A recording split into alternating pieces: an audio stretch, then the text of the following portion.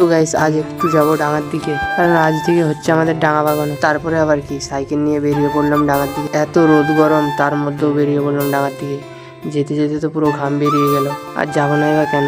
যে ডাঙাতে ছোটবেলা থেকে খেলে খেলে বড় হয়েছি, আর তো একটু দেখাশোনা রাখতে হবে না? এই দেখো গাইস একটা বাঁধ। এই বাঁধে কত যে ঝাঁপাই জুড়েছি ছোটবেলায়। আর এইসব দেখতে দেখতে তো আমি ভুলেই গিয়েছিলাম যে আমি ডাঙায় এসেছি। সেই দেখলাম ডাঙার চারিপাশ ঘেরা দিয়ে দিই। ঘেরার কারণ হচ্ছে প্রচুর গাড়ি চলাচল করে। কখনো কখনো তো খেলা চলাকালীনও গাড়ি পেরিয়ে যায়। আর কিছুক্ষণ দাঁড়ানোর পরেই সবাই চলে এসেছে। তারপরেই লেগে পড়লাম কাজে। আজকের কাজটা হচ্ছে ডাঙার মধ্যে যেখানে গর্ত থাকবে সেখানে মাটি ফেলা হবে।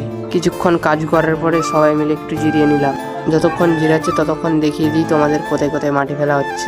প্রথমেই দেখো ওই যে ওইখান থেকে মাটি ফেলা হচ্ছে, সে ওইখান অব্দি।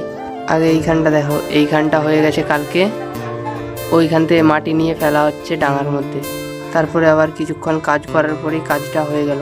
আমার তো পুরো 12টা বেজে গেল।